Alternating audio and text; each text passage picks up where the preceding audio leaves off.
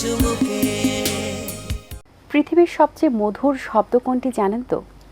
জি, মা। মা শব্দটা আমাদের সকলের কাছে অত্যন্ত প্রিয়, কিন্তু এই প্রিয় মানুষটিকেই মাঝে মাঝে ভালোবাসার কথা বলতে গিয়ে কেন জানি আটকিয়ে যাই আমরা। বলতে গিয়েও কেন যেন বলা হয় না। কিন্তু আজ বলতে চাই, আজ এই মা দিবসে সকল মাকে জানাই মা দিবসের অনেক অনেক শুভেচ্ছা। এবং আজকের এই দিনে কথা বলার জন্য আমাদের মাঝে উপস্থিত রয়েছেন রবীন্দ্রসঙ্গীত শিল্পী মীরা মণ্ডল। শুভ সকাল এবং মা দিবসের অনেক অনেক শুভেচ্ছা। কেমন আছেন আপনি? শুভ সকাল। সকল মাকে জানাই মা দিবসের শ্রদ্ধা, ভালোবাসা, প্রণাম। জি, আজ মাদেরকে নিয়ে কথা বলার দিন আমরা বলি, কিন্তু মাদেরকে নিয়ে কথা বলার দিন কিন্তু প্রতিদিন। এবং আজ বিশ্ব জুড়ে বিশ্ব মা দিবস পালিত হচ্ছে এবং আজকের দিনটি সকল মাদের জন্য যেমন স্পেশালি তাদের সন্তানের জন্য কিন্তু একইভাবে স্পেশাল। এবং তাদের মাকে হয়তোবা তার মনের কথাটা বলার জন্য এই দিনটা আমাদেরকে চুজ করে দেওয়া হয়েছে যে কিছু বলো। তো স্পেশালি শুরুতে আপনার কাছে জানতে চাই, আপনার মার জন্য আপনার কি বলার আছে? প্রথমেই বলি, আপনার কথাগুলো শুনে আমার কিন্তু গাটা শিহরে উঠল যে আসলে মা কি কোনো দিবস দিয়ে পালিত হয়? মা তো মা। ছোট্ট একটা শব্দের মধ্যে অনেক, আসলে আমি ছোটবেলায় শুনেছি যে ভগবান ধরণীতে আসেনি বলে সে মাকে পাঠিয়ে দিয়েছে একজন সন্তানকে মানুষ করার জন্যে। তো ঈশ্বরের পরের স্থানটাই মা। এবং মাকে নিয়ে আমি নিজে একজন মা, আমি খুব এটা বেশি ফিল করি, এখন আরও বেশি ফিল করি যখন যেদিন আমি মা হয়েছি, মা হওয়ার কষ্টটা কি। এবং মা কোনো দিনই আসলে মা তো মাই থাকে, মানে আমরা যে সন্তানের জন্য যা করি আমরা মায়ের জন্য আসলে ততটা করি না। এটা কিন্তু খুব সত্যি কথা। এবং আমার মা আমার জন্য এখনও যা করছেন, আমার এখনও মনে হয় আমি বোধহয় এখনও মার জন্য এতটা করতে পারি না। কি বলতে চান আপনার মাকে আজকের দিনে, যেটা অন্যান্য দিন আসলে বলা হয়? মা নিশ্চয়ই টিভি সেটের সামনে বসে আছেন এবং আমার এই প্রোগ্রাম দেখলে আমি জানি সে নীরবে চোখের জল ফেলবেন। এবং বলতে চাই, মা তোমাকে আমি খুব ভালোবাসি, যে এতটা ভালোবাসি যে ঈশ্বরের পরের স্থানটা তুমি। মা দিবসটা আমাদের কাছে যেটা হয় যে আমরা মাদের সাথে অনেক সময় রাগ করি না, মাঝে মাঝে মনে হয় মা হয়তো আমাকে বুঝতে পারছেন না।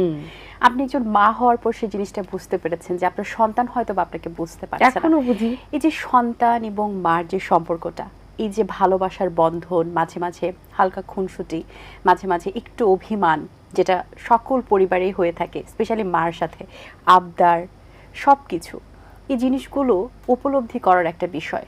আমাদের কাছে মা যে আছেন এবং মাকে যেভাবে রেসপেক্ট করা দরকার, ভালোবাসা দরকার, সময় দেওয়া দরকার, আমরা সব কিছু দেখা উচিত। হ্যাঁ, সেটা কি আমরা করতে পারছি? আমাদের কিভাবে আসলে সেই জায়গাটা দেখা উচিত? একজন সন্তানের দায়িত্ব কর্তব্য কোন জায়গায়?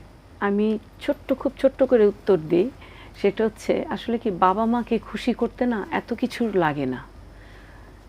একটা 20 টাকা দিয়ে একটা জিনিসও যদি কিনে নিয়ে যে মার জন্য, বলবে যে কেন বা টাকা খরচ করে কিনে নিয়ে আসলি। একটা সুতির শাড়িও যদি মাকে গিফট করি, তাতে যে খুশি হবে এটার মধ্যে কোনো প্রশ্ন আসবে না যে কেন ভালো হয়নি না খারাপ হয়েছে, কোনো কিছু না। যে মা হচ্ছে এমনই একজন যে, মানে আমি সব সময় বলি, আমি একটু লেখালেখি করি, আমি প্রায় সময় বলি যে পৃথিবীতে সবচেয়ে সহজ কাজ হচ্ছে মাকে খুশি করা। মানে মায়েরা এমন যে তারা কখনো নিঃস্বার্থভাবে যে ভালোবাসাটা কোনো দিন তারা সন্তানের কাছ থেকে আশা করে না, বরং দিতেই তারা পছন্দ করে, দিয়েই যেন তাদের সুখ। এবং সব মায়ের ক্ষেত্রে একজন রাস্তার একজন গরিব দুঃখী মাও যদি দেখবেন যে তার বাচ্চাটা খাওয়ানোর জন্য আমাদের কাছে একটু কিছু চাইছে, নিজে না খেয়ে তার বাচ্চার জন্যই কিন্তু। বা আমার ঘরে যে হেল্পিং হ্যান্ড, ওকে আমি মাঝে মাঝে দেখি একটু ভালো খাবার দিলে বলে যে আপা বাসায় নিয়ে যাই। এই যে সন্তানের জন্য কিন্তু ইভেন আমিও যদি কখনো কোথাও ভালো একটা প্রোগ্রামে যাই, ভালো কিছু খাবার দিলে আমার মনে হয় যে আমার বাচ্চাটার জন্য একটু কিনে নিয়ে যাই। এটা মা। আসলে এর বাইরে আমার মনে হয় যে মা দিবস বলে কোনো শব্দ নেই। এটা স্পেশালি একটা দিবস করেছে যে প্রত্যেক মাকে যেন আমরা সেই দিনটাতে রেসপেক্ট করতে পারি আলাদাভাবে। যে মায়ের জন্য একটা দিবস আছে, কিন্তু মায়ের জন্য আসলে কোনো দিবসের প্রয়োজন হয় না। প্রতিটা দিনই, প্রতিটা মুহূর্ত মা আমাদের, মা দিবস। এবং এটা না আমরা ভাষাতেও কিন্তু প্রকাশ করে শেষ করতে পারবো না। এটা একটা একদম। অনুভূতি, অন্য একটা অনুভূতি যেটা বলতেও ভালো লাগে, হ্যাঁ, মা হ্যাঁ। আমি তোমাকে ভালোবাসি। ভালোবাসি। যাক, আমরা একটা একেবারে গান শুনে নেই। যেহেতু আপনি রবীন্দ্রসঙ্গীত শিল্পী, তাহলে শুরুতে একটা রবীন্দ্রসঙ্গীত শুনতে চাই। আমি রবীন্দ্রসঙ্গীত করব, কিন্তু আমার মায়ের কাছে শেখা যে রবীন্দ্রসঙ্গীতটা, আমার মা একসময় খুব বিখ্যাত শিল্পী ছিলেন। মায়ের নাম কাজল রানী সাহা, খুব ভালো গান করতেন।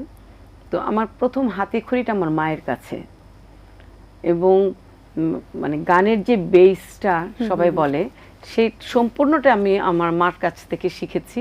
এবং প্রথম আমার মার কাছ থেকে একটা গান শেখা, যদিও সেটা শরতের গান, একটু করি। মা যেহেতু টিভি সেটের সামনে আছে, নিশ্চয়ই এটা শুনলে খুশি হবেন।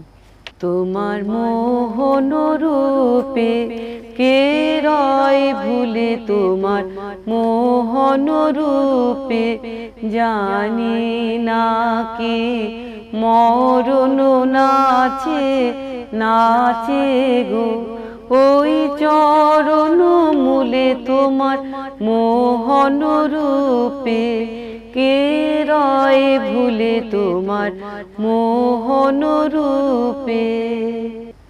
বাহ, দাঁড়। মার সাথে তো অনেক রকমের স্মৃতি আছে।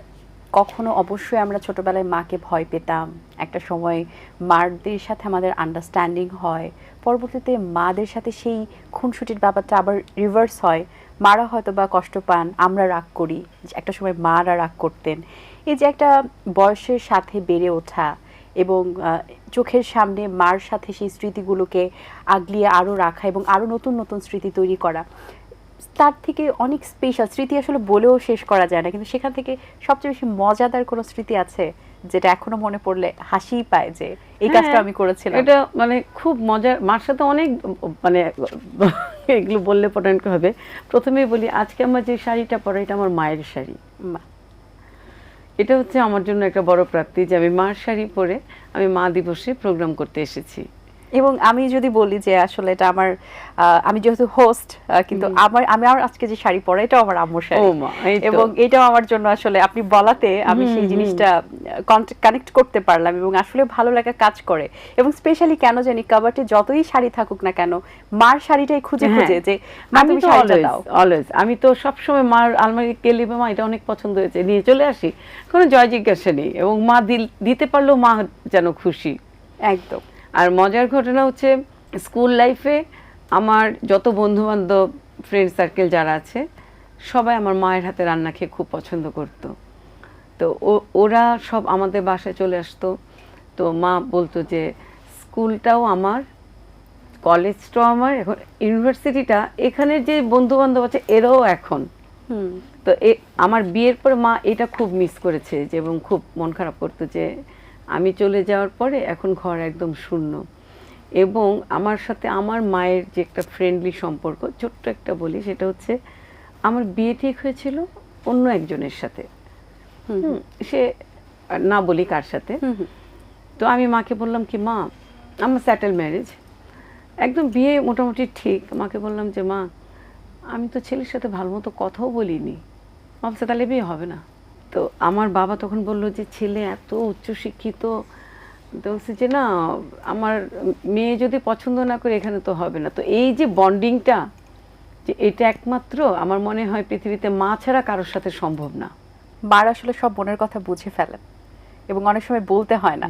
মন খারাপ থাকলেও হয়তো আমরা যেহেতু এখন সোশ্যাল মিডিয়াতে যেটা হয়েছে যে এখন ইয়াং জেনারেশনের মধ্যে অনেক ধরনের অনুভূতি কাজ করে, তাদের খারাপ লাগে, ভালো লাগে, এবং স্পেশালি বলবো তাদের ফিলিংসটা একটু অন্যরকম, জেনজি জেনারেশনের। তো সেই জায়গা থেকে মাদের সাথে হয়তো বা শেয়ার করেন। যদিও এখনকার মারা যে স্মার্ট, এবং শুধু এখনকার না, মারা কিন্তু সময়ের সাথে সাথে তাদের নিজেদের যে আপডেট ভার্সনটা আমাদের সাথে এতটা সুন্দরভাবে মিলিয়ে যায় যে মাঝে মাঝে অবাকই লাগে, মা তুমি এটাও পারো, এটাও তুমি বুঝো। এবং আমাদের মারা মাঝে মাঝে যে আমাদের সাথে খুনসুটি করে বলে যে ফোনের এই সেটিংটা একটু ঠিক করে দিতে, বা এই জিনিসটা কিভাবে কি হচ্ছে, এই বিষয়গুলো কেমন লাগে আপনার? মানে মজার আর কি কি স্টোরি রয়েছে, আমার খুব জানতে ইচ্ছে করছে আসলে আজকে। যেমন আমার মাকে আমি যখন আমি প্রথম ফোন সেটটা, স্মার্টফোন হাতে দিই, তো মা আমাকে বলে যে ভিডিও কলে কথা বলবে, খুব মজা। তা মাকে আমি বলি যে মা তুমি সারাদিন শুধু ফোনটা নিয়ে ঘাঁটবে, তার দিন কিছু না কিছু শিখে যাবে। যে তারা তো এই মানে এটার সাথে ইউজডও না। তো প্রথম যেদিন মাকে আমি এই ফোনটা হাতে দিলাম, মাকে বললাম যে দেখো ভিডিও কলে কথা বললে কেমন লাগে। তো মা তো এখন অনেক বয়স হয়েছে, তারপর শুধু ওই ফোনটা নিয়ে সে মানে আমাকে বলে যে তোরা এত কিছু পারিস, আমি তো কিছু পারি না। আমি বলছি, মা তোমার জানার দরকার নেই। আমাকে বলে যে আমার ফ্যামিলিতে অনেক দেখা যায় অনেক প্রোগ্রাম হয়, মার হাতে আমি রান্না খেয়ে আমরা সবাই খুব পছন্দ করি। তো মাকে বলি যে মা তুমি যেন বেঁচে থেকো, কারণ তোমার হাতের রান্না, তোমার খাবার, তোমার মানে সব কিছু আমার মা না খুব মানে আমি কালকেই বলছিলাম যে আমার মা প্রত্যেকটা মেয়েই তার মাকে ভালোবাসে, প্রত্যেকটা সন্তান তার মাকে ভালোবাসে। তারপর মনে হচ্ছিল যে আমার মা মনে হয় পৃথিবীর শ্রেষ্ঠ মা। একদমই ঠিক বলেছেন আপু। এবং মাকে নিয়ে কিন্তু অনেক ধরনের গান হয়েছে, সিনেমা হয়েছে, নাটকে আমরা মাকে নিয়ে ঘিরে নাটক হয়েছে, সেগুলো দেখেছি, কবিতা হয়েছে। যে মাকে নিয়ে বিভিন্ন ধরনের আঙ্গিকে যে একটা রিপ্রেজেন্ট করা বিভিন্ন সেক্টর থেকে, এই ব্যাপারটা আপনার কাছে কেমন লাগে? খুব ভালো। আমি মনে করি এটা আরো বেশি বেশি হওয়া উচিত। প্রত্যেকটা সেক্টরে যে মাকে নিয়ে এই যে দিবসটা পালিত হচ্ছে, it's a very good sign. এটা খুব ভালো। প্রত্যেকটা মাকে আমি এই জন্য মানে বিশেষভাবে শ্রদ্ধা জানাতে পারছি যে প্রত্যেকটা মা জানতে পারছে যে আজকে যারা পড়ালেখা জানে না বা কিংবা যারা যুগের সাথে তাল মিলে চলছে না, যারা অনেক আগের, তারাও জানতে পারছে মা দিবস একটা আছে। ঠিক। এবারে আরেকটি গান শুনবো। জীবন আমার চলছে যেমন তেমনি ভাবে, সহজ কঠিন দ্বন্দ্বে ছন্দে চলে যাবে। জীবন আমার চলছে যেমন তেমনি ভাবে, সহজ কঠিন দ্বন্দ্বে ছন্দে চলে যাবে জীবন আমার। বাহ, অসাধারণ। মাদের তো আসলে তাদের চাহিদা কম, অবশ্যই কম। তারা তার সন্তানের ভালো লাগা, ভালো সাকসেসকেই কিন্তু তারা নিজেদের খুশি মনে করেন এবং সেটা প্রাইসলেস। মা হিসেবে, আপনি একজন মা হিসেবে আপনার কি চাওয়া বা সন্তানের কাছে থেকে কি পাওয়া বা কি বলার আছে, কি চান মা হিসেবে, একজন মা কি চান আসলে, সেই অনুভূতিটা একটু আমাদের সাথে প্রকাশ করবেন। আমি আসলে কি একটা মানে আমার সন্তানের কাছে আমি না, শুধু প্রত্যেকটা মাই মনে হয় এটাই চায় যে তার সন্তানটা ভালো মানুষ হোক, আর কিচ্ছু চাই না। শুধু আমি ব্যক্তিগতভাবে, আমার ছেলে এখন ইউনিভার্সিটিতে পড়ছে, সে পড়া শেষও হয়ে যাবে আর 3টা সেমিস্টার পরে। তো ওকে ছোটোবেলা থেকে ওর বাবাও বলতো যে বাবা বড় হলে কি হতে হবে, ভালো মানুষ হতে হবে। আমি কখনোই আমার ছেলেকে বলিনি তোমাকে বড় হয়ে ডাক্তার হতে হবে, ডাক্তার ইঞ্জিনিয়ার হতে হবে, কোনো দিন বলিনি। শুধু বলেছি ভালো মানুষ হতে হবে, আর কিছু না। ভালো মানুষের দরকার। একদম ঠিক। আপনার সন্তানের সাথে সবচেয়ে ভালো মুহূর্ত তো অনেক অবশ্যই আছে, বাট অবসর সময় পেলে কোন কাজটা তাদের সাথে করতে ভালো লাগে? সবচেয়ে বেশি আগে করে আমার স্কুলের কলেজে যত ইমেল আছে ওকে দিয়ে করাই। আচ্ছা, হ্যাঁ, এটা এটা এটা খুবই ভালো একটি বিষয় আসলে। কারণ এবং আমার ছেলে আমার এক খুব ভালো বন্ধু, খুব ভালো বন্ধু। আমি গত 2 মাস আগে চেন্নাইতে গিয়েছি, কিছু শপিং করেছিলাম এবং করে টুকটাক মানে জুয়েলারি করে, ওর বাবাও ছিল সাথে। আমি সেই শপিং বলে জিনিসটা রেখে চলে আসছি। তো আমি ওকে বললাম যে আমার ছেলের ঋদ্ধ, আমি বলছি বাপি একটা ভুল হয়ে গেল, আমি তো জুয়েলারি ব্যাগটা রেখে চলে আসছি। এখন আমি যে হোটেলে আছি ওখান থেকে যেতে আসতে 400 রুপি চলে যাবে। 400 রুপি কিন্তু ওই সময়টা আমার জন্য অনেক, অবশ্যই, কারণ আমার একটা লিমিটেড টাকা। তো ওর বাবা বলছে কি ফেলে এসছো? বলছি যে কিছু না, একটু অল্প জিনিস। ও বলছে যে কিন্তু আমার জিনিসটা ছিল অনেক দামি। এখন বলতে পারছেন না, ভুলে রেখে এসেছেন। আমার তো হাজবেন্ডকে তো এটা আমি বলি, এখনো জানে না। আচ্ছা, আজকের মাধ্যমে কিন্তু জেনে গেল, আজকের মাধ্যমে জেনে যাবে। তো আমার ছেলেকে বললাম কি বাবা কালকে সকালে কি এটা আনা যাবে? বলছে যে সকাল 11টার আগে ওদের দোকান খুলে না মা। বলছি বাবা কী করে যায়? একটা উবার ঠিক করলাম, আসা যাওয়া 400 রুপি। সেখানে আমি যে আমার ছেলে আর আমি শুধু জানি ঘটনাটা। গিয়ে সে ওখানে গিয়ে বসে আছি একটা বট গাছের তলায়, মানে জায়গাটা এরকম। গিয়ে দেখি ওদের দোকান তখনও খুলেনি। আমি বলছি যে ঋদ্ধ জিনিসটা মনে হয় আর পাওয়া যাবে না। একটু পরে দেখি যে না, লোকটা আসছে এবং জিনিসটা পেয়েছি। যাক। তো এই যে ছোট্ট, আমি এটা জাস্ট একটা ছোট একটা এক্সাম্পল দিলাম যে ওর সাথে আন্ডারস্ট্যান্ডিংটা, যে একটা understanding টা। বন্ধুত্ব, যে শুধু তার সাথে তাই শেয়ার নয়, করা যায়। ওকে আমি বলেছি বাবা যদি কোনো মেয়েকে পছন্দ করিস আমাকে বন্ধু হিসেবে একটু জানাস, একটু বলিস। বাহ, দারুণ। অনেক ধন্যবাদ আপু আপনাকে, খুবই ভালো লেগেছে। মনে হচ্ছিল আরো কিছু আড্ডা দিই, মাদেরকে নিয়ে কথা বলতে বেশ দারুণ লাগে। সময় ফুরিয়ে যায়, বাড়ি ফিরে হ্যাঁ। যেতে হবে। অনেক শুভকামনা রইল আপনার জন্য, ভালো থাকবেন সবসময়, এবং স্পেশালি আজ বিশ্ব মা দিবসের আবারও আপনাকে অনেক অনেক শুভেচ্ছা। হ্যাঁ, সবাইকে শুভেচ্ছা জানাচ্ছি, বিশেষ করে মাকে। পৃথিবীর যত মা আছে প্রাণ ভরে শ্রদ্ধা, ভালোবাসা, প্রণাম জানাই। দর্শক, আশা করছি আজকের আয়োজন ভালো লেগেছে। আজ এই পর্যন্ত, আপনাদের সঙ্গে দেখা হবে আগামী পর্বে নতুন কারোর সঙ্গে। সেই পর্যন্ত ভালো থাকবেন, সুস্থ থাকবেন, এটিএন বাংলার সাথেই থাকবেন। সকলকে আল্লাহ হাফেজ। দিন আসে দিন যায়, সময়টা চলে যায়, তবু আছি এই বেশ ভালো। জীবনটা রঙময়, যেভাবেই হওয়া চাই, নয় কভু সাদা কালো।